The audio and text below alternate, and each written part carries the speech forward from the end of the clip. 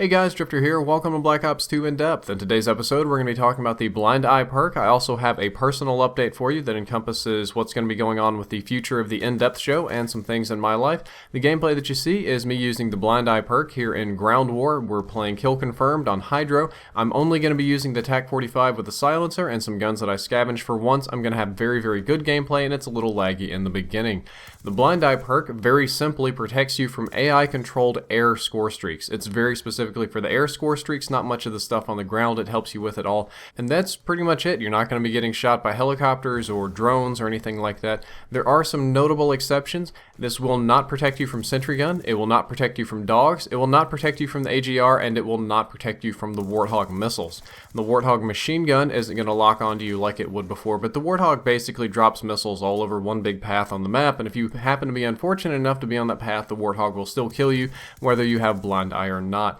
The most useful thing about this is keeping the kill streaks off of your back if you're playing Ground War. Ground War is a big place for boosting, for kill streaks, for that sort of stuff, and hunter killers. If the enemy team uses a lot of hunter killer drones, if you're playing against a big pub stomper and you know they're going to get a swarm, it'll keep the swarm away from you, it'll keep the hunter killer away from you. However, you'll still get killed by it occasionally because it's an unpopular perk. Not a lot of your teammates are going to be running it, and if you're anywhere near them, you're still going to get smashed by kill streaks. And that's all the perk does. It counters about a third of the kill streaks. The helicopters and the drones won't be smashing you, but everything else will. So I personally don't run this perk a lot. I use it a little bit in Ground War, not too often, and I will definitely use it if I know the other team throws a lot of hunter killer drones, but even still I sometimes get killed by them because of my teammates. Now let's move on to the personal and show update part of this commentary. I don't know how many of the rest of you feel this way, but I personally feel that the quality of In Depth is going downhill. My last 5-6 episodes maybe were definitely not as good as the episodes I was making 2 or 3 months ago. This is kind of reflected in the like rating, in the views, and in the comments section, my inbox too. It just doesn't have that same sort of feel to it, that same sort of wonder to it that we're uncovering something new. And I don't think this is because I'm lazy. I don't think this is because I'm making it wrong. Hopefully that's not the case. If that is the case, then I'm going to feel really bad. But I think it's mostly just due to a lack of good subjects. I covered so many of them. I'm up to like 200 in-depth episodes by now, and I've covered most of the good subjects. I did them daily or twice daily for the longest time and covered by far most of the interesting stuff. Like 99% of the interesting stuff is done, and most of the stuff that's left over is very simple. If you think about it, how complicated is the Blind Eye perk? How long did it take me to explain that? And I tried to make it take a little bit longer, try to give some sort of better feel to it, but I really could have just been like, it makes aircraft not kill you. That's it. And there's quite a few other episodes like that. A lot of people still want me to do the perks. They still want me to do simple things, but it's not very fun for me, and I don't think it's rewarding, and I don't think it's helping the channel a lot. So I'm going to have to slow down the pace of In-Depth and pick my subjects better. Previously, I promised down a slowing of the pace of In-Depth, but that didn't really pan out. The motivation behind the continued frequency of In-Depth was purely financial. You know, I do get paid to post videos on YouTube, and it's pretty nice. Most importantly is that I'm shopping for a house now. We're actually qualified, so my wife is looking at a lot of houses, expensive ones of course, and I'm trying to get a down payment. So I'm kind of keeping up the videos going. I still like making them. I still like teaching people. I try not to violate my own rule. If it's not fun, you don't do it, because if it's not fun, then people are going to notice. And in my case, if it's not fun to teach people, then somebody's going to notice that I'm just like, oh my god, the perk does this thing and it's super boring and I'm dying here. But it is starting to wear on me a little bit. So In-Depth is going to slow down. I'm going to pick up on the other shows a little bit. I'm going to try to pick better topics for In-Depth, make it more exciting, get some episodes that are long and that I can actually talk about the thing for more than 2 or 3 minutes without putting in a bunch of BS. So that's how I'm going there. On the YouTube money side of things, I try not to talk about finances too much, but I also prefer to be honest with you all. There are lots and lots and lots of companies hitting me up for sponsorships. I am kind of forced to accept now that my channel is getting more toward the bigger end of things at 360 something thousand subscribers, and I can't pretend like I'm nobody anymore, because every time I open up my in-depth, my inbox, there's about 5 companies trying to get me to sponsor this or sign this or sales push this or do that.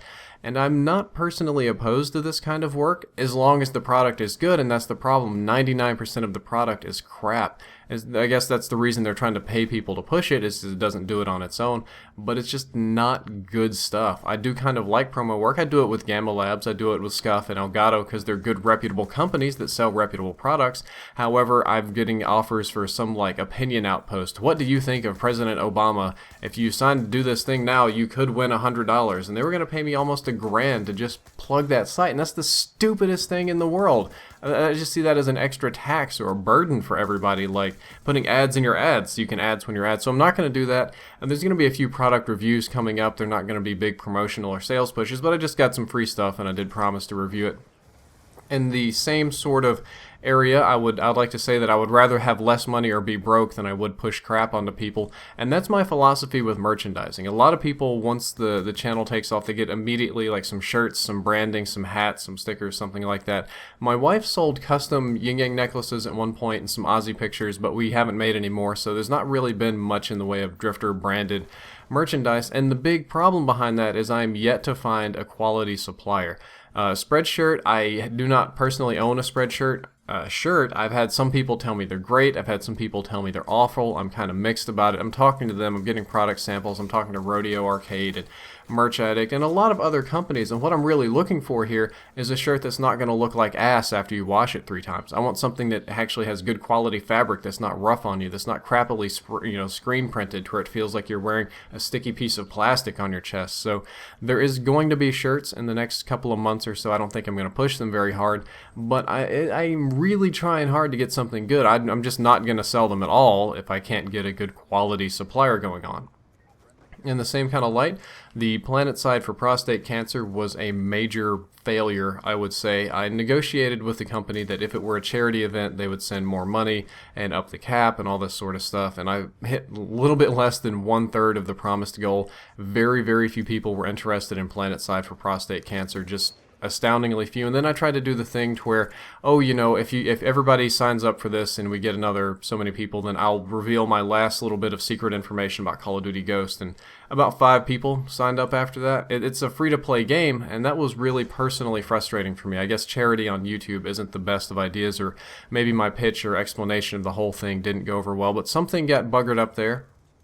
On the bright side of things, Ozzy's doing well. He is set to recover from heartworms. I have paid those vets, but he is definitely recovering. He's still not in the greatest of health right now, but I think that he'll be fine in a month. On the health update side of things, for those of you that remember my battle with depression, that's kind of ongoing. It's kind of up and down like a roller coaster. It comes and it goes, but I'd say it's more goes than comes now. That's probably shouldn't be saying that. It's something that I've always had since I was little. It's probably something that I'm going to have for the rest of my life. I'm just trying to learn how to deal with it better. And for those of you that are wondering why I use Ghost Camo and why I'm making so many Call of Duty Ghost videos, whereas previously I hated on people that made rumor videos, it's because I'm more personally invested in Call of Duty Ghost. I posted the leak video early, it got a ton of views, it got me like 10,000 extra subscribers, so some people are only here to watch that, but it feels awesome to see your leak, your prediction, your secret sauce turn out right, and be given credit for it, and then everything else is kind of snowballing. So I'm very personally invested in this next Call of Duty game. I feel giddy and excited when I see things that are lining up with the old predictions, so you're going to see a few more Ghost videos. Anyway, I hope that you enjoyed this episode. I hope that you learned something useful. I hope you didn't mind my ranting. You can check out my previous episode on the Ghost perk. My next one is going to be coming in a couple of days. It's going to be how to burst fire faster. I do have an app down there in the App Store, which is something I do believe is quality goods. You can check that out. And as always, if you enjoyed the content, don't forget to like, favorite, and subscribe. Drifter out.